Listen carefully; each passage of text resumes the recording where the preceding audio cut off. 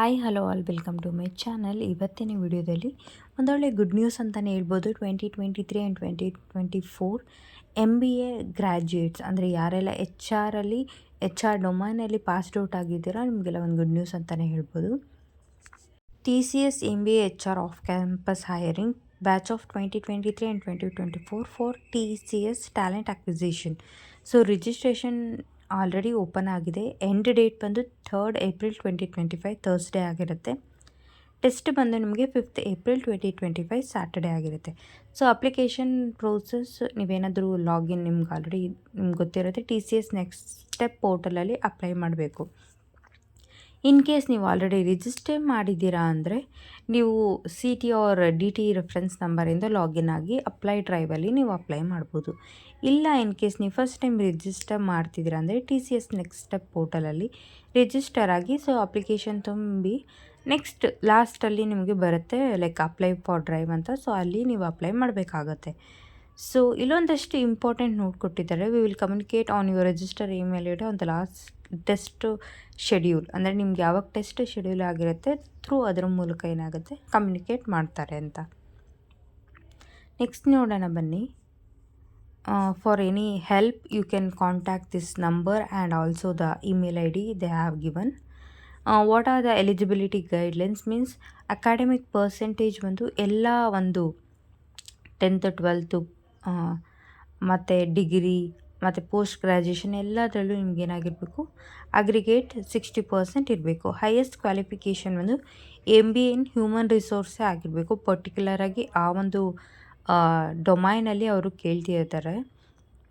Next in case ನಿಮ್ಗೆ ಏನಾದರೂ backlogs ಇತ್ತು ಅಂತಂದರೆ no backlogs or arrears, extended education, kindly appearing in backlog examination after the stipulated course duration is considered as extended education.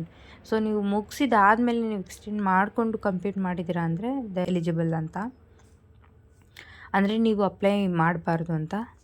Any break in education more than 24 months will not be able to apply. And course type only full time courses ಅವ್ರು ಮಾತ್ರ apply ಮಾಡಬೇಕು. No part time or ಕೊರೆಸ್ಪಾಂಡೆನ್ಸಿ.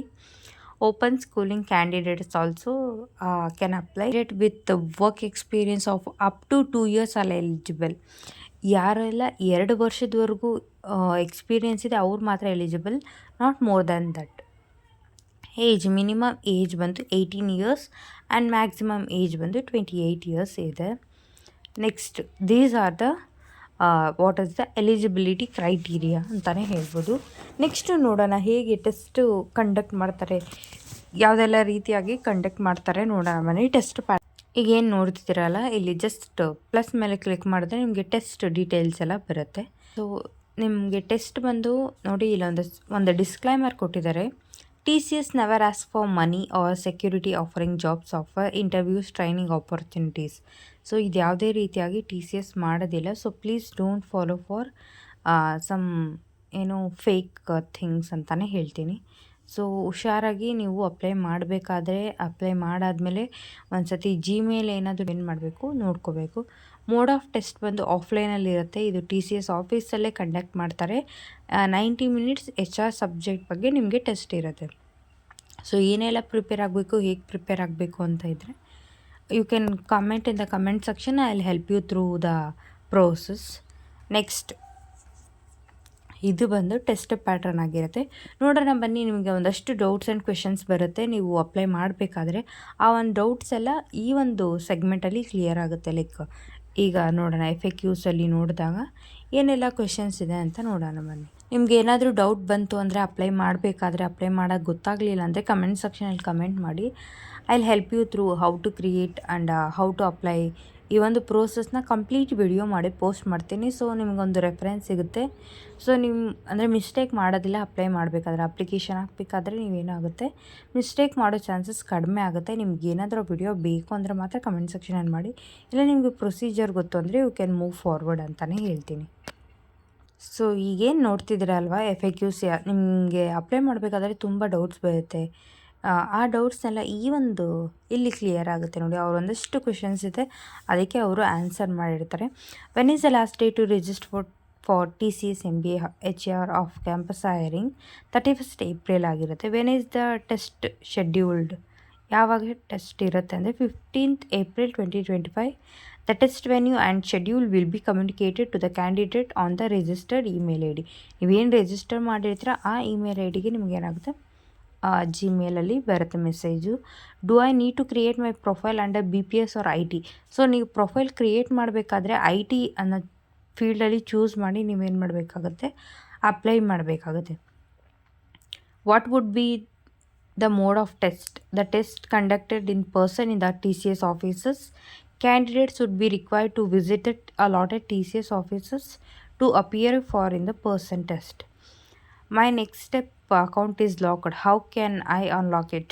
So if is ಏನಾದರೂ ನೀವು 3 unsuccessful OTP attempts ಆಗಿದ್ದರೆ ನಿಮ್ಮ ಒಂದು account ಬಂದು 4 hour ಏನಾಗಿರುತ್ತೆ ಲಾಕ್ ಆಗಿರುತ್ತೆ. ಆಮೇಲೆ you can able to apply it. Is apply drive mandatory?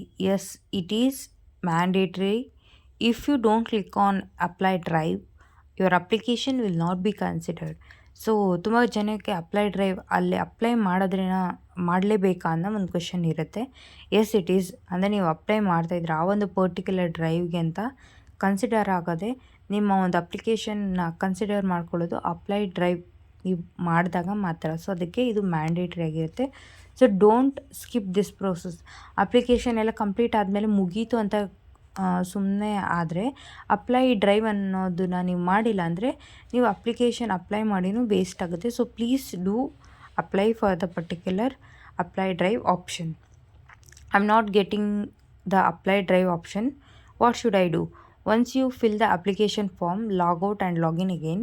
Then click on apply for drive. If you are not getting apply for drive option, please recheck the below step. Confirm whether you have completed. So in case ನಿಮಗೆ ಕೆಲವೊಂದು ಸತಿ ಏನಾಗುತ್ತೆ apply drive ಅನ್ನೋ option visible ಇರೋದಿಲ್ಲ. So ಆಗ ಏನು ಮಾಡಬೇಕು ಅಂತಂದರೆ confirm whether you have completed or submitted your application form. ನೀವು ಒಂದು ಅಪ್ಲಿಕೇಶನ್ ಫಾರ್ಮ್ನ ಪ್ರಾಪರಾಗಿ ಸಬ್ಮಿಟ್ ಮಾಡಿದಾದ್ಮೇಲೆ ನಿಮಗೆ ಒಂದು ಏನಾಗುತ್ತೆ ಆಪ್ಷನ್ ಬರುತ್ತೆ. Check you have registered under BPS or instead of IT. So ನೀವು BPS ಅಲ್ಲಿ ಏನಾದರೂ ರಿಜಿಸ್ಟರ್ ಮಾಡಿದರೆ ಅದು ಆಪ್ಷನ್ ಬರೋದಿಲ್ಲ. So you have to choose IT for particular domain. So next delete ಮಾಡಿ ಮತ್ತೆ ಏನು ಮಾಡಬೇಕಾಗುತ್ತೆ, ನೀವು IT ಫೀಲ್ಡಿಂದ ಏನಾಗುತ್ತೆ ಅಪ್ಲೈ ಮಾಡಬೇಕಾಗುತ್ತೆ. ಸೊ ಆವಾಗ ನಿಮಗೇನಾಗುತ್ತೆ ಅಪ್ಲೈ ಫಾರ್ ಡ್ರೈವ್ ಅನ್ನೋ ಆಪ್ಷನ್ ವಿಸಿಬಲ್ ಆಗುತ್ತೆ. ಆಗ ಅಲ್ಲಿ ತೋರಿಸುತ್ತೆ like TCS of campus hiring ಅದ್ರ ಬಗ್ಗೆ ಬರುತ್ತೆ. ಸೊ ಆಗ ನೀವು ಅಪ್ಲೈ ಮಾಡಿದ್ರೆ ಅದು ಏನಾಗುತ್ತೆ ನಿಮ್ಮ ಒಂದು ಅಪ್ಲಿಕೇಶನ್ ಸಬ್ಮಿಟ್ ಆಗುತ್ತೆ. ಇಲ್ಲ ಅಂತಂದರೆ ನೀವು ಜಸ್ಟ್ ರಿಜಿಸ್ಟರ್ ಮಾಡ್ದಂಗೆ ಆಗುತ್ತೆ. Recheck the qualification you have entered on application form. Check the year of passing you have entered in the application. So ಏನೆಲ್ಲ ಮಿಸ್ಟೇಕ್ ಮಾಡಿರ್ತೀರ ಅಂದರೆ ನೀವು the year of passing mistake ಮಾಡಿದ್ರೆ ನಿಮ್ಗೆ ಅದು ಬರೋದಿಲ್ಲ. ಸೊ ಅದಕ್ಕೆ ಎಜುಕೇಷನ್ ಕ್ವಾಲಿಫಿಕೇಷನ್ನು. ಸೊ ಇನ್ನೊಂದಷ್ಟು ಕ್ವೆಶನ್ಸ್ ಇದ್ದಾವೆ.